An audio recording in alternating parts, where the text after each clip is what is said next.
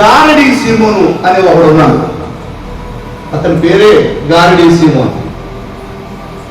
అతడు ఆ పట్టణంలో ఉన్నటువంటి ప్రజలందరినీ ఆశ్చర్యానికి గురి చేస్తూ తన గారడీ విద్యల వలన ఆ పట్టణపు ప్రజలందరూ కూడా ఈ గారడీ సీమోను చూసి, ఇతడు చేసేటువంటి వింత కార్యాలను చూసి, ఇతడు చేసే గారడీ పనులను చూసి ఆ పట్టణపు ప్రజలందరూ అనుకున్నారట అతను చూసి, ఇతను దైవశక్తి ఇతరులో ఉంది, దైవశక్తి కలిగినటువంటి వాడు ఇతను అని ఒక గారడీ చేసేటువంటి వ్యక్తిని చూసి ఆ పట్టణపు ప్రజలందరూ కూడా అతను యందు లక్ష్యం ఉంచారు అని రాయబడి ఉన్న దేవుని వాక్యంలో.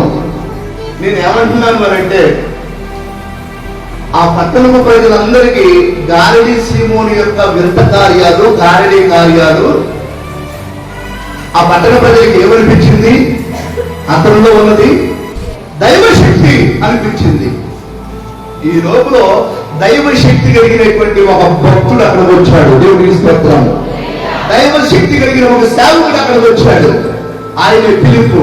యేసయ్య శిష్యులలో 12 మంది శిష్యులలో ఒక శిష్యుడు అయినటువంటి ఫిలిప్పు ఆ సమరయ పట్టణము రాగా, ఆ సమరయ పట్టణంలో ఉన్నటువంటి ప్రజలందరూ కూడా అప్పటికే ఈ గారడీ వాడు దైవశక్తి కలిగిన వాడని అతని ఏదో లక్ష్యం ఉంచితే, ఫిలిప్పు ఆ పట్టణం వచ్చి ఆ పట్టణంలో ఉన్నటువంటి రోగుల్ని బాగు చేస్తూ, ఆ పట్టణంలో పనిచేస్తున్న దయ్యాలను వెళ్ళగొడుతూ, ఆ పట్టణంలో ఉన్నటువంటి అనారోగ్యంతో ఉన్న వారిని ప్రభునామములో స్వస్థపరుస్తూ, ఈ ఫిలిప్పు ఎవరు నెత్తి మీద చేయించితే వాళ్ళు పరిశుద్ధాత్మ శక్తిని పొందుకోవడం ప్రారంభించారు.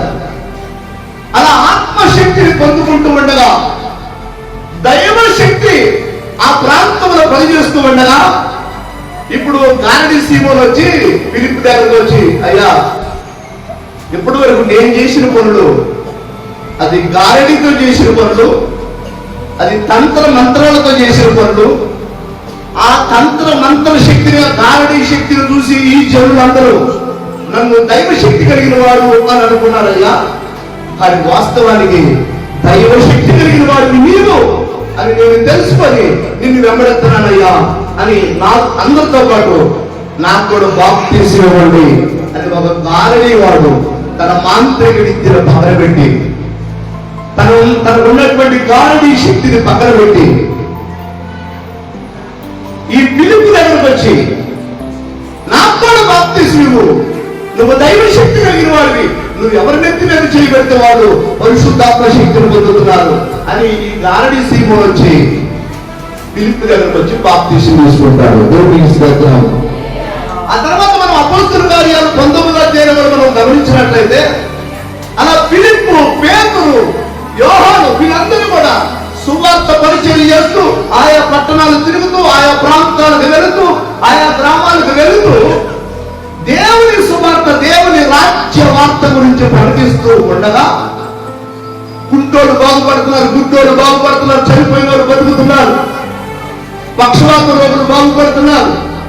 ఇవన్నీ చూసిన తర్వాత కొంతమంది మాంత్రికులత, మాంత్రిక విద్యను అభ్యసించినటువంటి మాంత్రికులు వారి దగ్గర ఉన్నటువంటి ఆ మంత్ర సంబంధమైన పుస్తకాలని దైవజనుల దగ్గర తీసుకొచ్చి, మేము ఈ మంత్ర శక్తిని అనుసరించాం, మేము ఈ మంత్ర శక్తిని అనుసరించి ఈ మంత్ర శిక్షణకు సంబంధించిన ఈ పుస్తకాలను మేము పదే పదే చదివేవాళ్ళం, మీ ముందు వీటిని కాల్చి వేస్తున్నాం అని మంత్ర శక్తికి సంబంధించిన ఆ విద్యను అభ్యసించేటువంటి పుస్తకాలను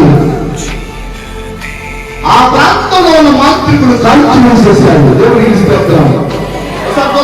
పరిశుద్ధ గ్రంథంలో అపోస్తలుల దేవుని వాక్యము ప్రబలమై వ్యాపించను. చాలు ప్రియులారా, అనేకులట మాంత్రికులు వారి పుస్తకాలు, మాంత్రిక విద్యను అభ్యసించినటువంటి పుస్తకాలన్నీ తీసుకొచ్చి సేవకుల ముందుకు తీసుకొచ్చి అందరూ ముందే వాటిని తగలబెట్టడం ప్రారంభించారట.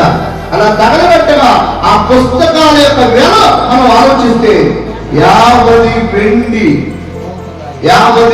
వెండి రోకలైంది అట. దేవుడికి స్తోత్రం. అందుకే నేను ఏమంటున్నానంటే, మాంత్రిక శక్తిని అనుసరిస్తున్న వాళ్ళు కూడా దైవ శక్తిని గ్రహించి, ఇది దైవ శక్తి, మాంత్రిక శక్తి దైవ శక్తి ముందు నిలవలేదు అని చాలా మంది వారి యొక్క మాంత్రిక పుస్తకాలను కాల్చివేసి ఆయన దగ్గరకు వచ్చి లోబడిపోయారు. దేవునికి స్తోత్రం. కనుక దేవుని పిల్లలుగా మనం గమనించవలసిన విషయం ఏంటంటే, మన దేవుడు ఏ దేవుడు? సర్వశక్తి కలిగిన దేవుడు. ఆమేన్. ఆయన సర్వశక్తి కలిగిన దేవుడు కనుక మనం ఇంకా ఏ శక్తికి భయపడాల్సిన పని లేదు.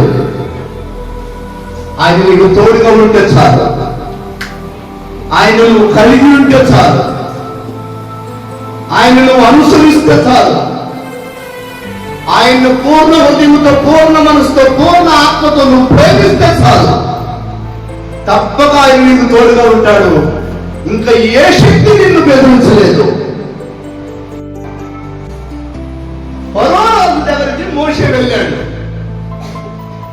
ఇశ్రాయేలు ప్రజలను బానిసలుగా పెట్టుకొని వాళ్ళని వెట్టి చాకిరీ చేపిస్తున్నాడు ఫరోరాజు. మోషే వెళ్ళి ఫరోరాజుతో మాట్లాడుతున్నాడు. రాజా, ఈ ప్రజలందరినీ బానిసత్వం నుంచి విడిపించి బయటికి పంపిస్తావా లేదా అని మోషే మాట్లాడగా, నేను పంపించను అన్నాడు, నేను విడిపించను అన్నాడు, నేను వదిలిపెట్టను అన్నాడు. ఆ సమయంలో వెంటనే మోషే ఏం చేశాడు? తన చేతిలో ఉన్న కర్రని కింద వేశాడు. మోషే తన చేతిలో ఉన్న కర్రని కింద వేయగా ఆ కర్ర పామైంది. అప్పుడు ఆ ఫరోరాజు కూడా తన దగ్గర ఉన్నటువంటి మాంత్రికుని పిలిపించి, అబ్బాయి, ఆ మోషే కర్ర కింద వేస్తే పామైంది, మాంత్రికులారా మీరు కూడా అలా చేయగలరా? చేయండి అన్నాడు రాజు. మాంత్రికులు వచ్చి వాళ్ళు కూడా తమ కర్రలు కింద వేయగా వారి కర్రలు కూడా పాములైపోయింది. ఇప్పుడు మాంత్రికుల కర్రలు కూడా ఏమైంది? పాములైంది. మోషే కర్ర ఏమైంది? పామైంది. వినండి, రాజు అనుకుంటున్నాడు, అరే మా మాంత్రికుల దగ్గర కూడా ఈ శక్తి ఉందా? ఏ శక్తి ఉంది? కర్రని పాముగా మార్చే శక్తి మా మాంత్రికుల దగ్గర కూడా ఉందా? ఆ మోషే దగ్గరేనా ఏంది అన్నట్టు అనుకున్నాడు ఒక రకంగా. కానీ విచిత్రం ఏంటి అంటే, ఆశ్చర్యం ఏంటి అంటే, మాంత్రికుల కర్రలు పాములైంది కానీ మోషే కర్ర కూడా పామైంది. కానీ మోషే కర్ర, మోషే పాము మాంత్రికుల పాముని మింగేసేసింది. దేవునికి స్తోత్రం. వినండి, దైవ శక్తి ముందు మాంత్రిక శక్తి బోడైపోయింది.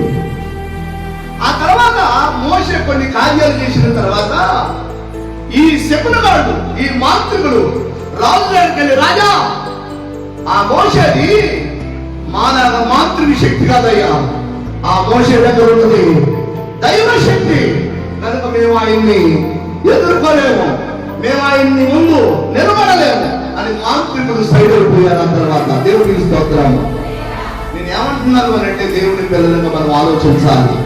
మన దేవుడు సర్వశక్తిమంతుడైన దేవుడు, ఆయన ఆశ్చర్య కార్యాలు జరిగించే దేవుడు. సర్వశక్తిమంతుడు అని అంటే ఇంకా ఆయన అసాధ్యమైనది ఏది లేదు అని అంటే, ఏదైనా చేయగలడు, ఏదైనా చేయగలడు, ఏదైనా చేయగలిగిన వాడిని సర్వశక్తిమంతుడు అంటారు. ఆయన సర్వశక్తిమంతుడు కనుకనే గాలి నెమ్మదించంటే గాలి ఆగిపోయింది. చనిపోయిన లాజర్ని, లాజరా బయటికి రంటే చనిపోయిన లాజరు బయటికి నిలిచి వచ్చాడు, బ్రతికొచ్చాడు. ఆయన సర్వశక్తిమంతుడు కనుకనే కుష్ఠరోగిని ముట్టగా ఆ రోగి పూర్తిగా బాగయ్యాడు. పక్షవాతం రోగిని, నీ పాపాలు క్షమించబడి ఉన్నవి, లేచి నీ మంచమెత్తుకొని వెళ్ళు అనగా ఆ మాట మాట్లాడగా పక్షవాతం రోగం పోయింది. మరలా అతడు బాగుపడి ఇంటికి వెళ్ళాడు. నేను అంటున్నాను, యేసుక్రీస్తు ప్రభువారు మనం నమ్ముకున్న దేవుడు. మళ్ళీ చెప్తున్నాను, సర్వశక్తిమంతుడైన దేవుడు. దేవుని స్తోత్రం. హల్లెలూయా.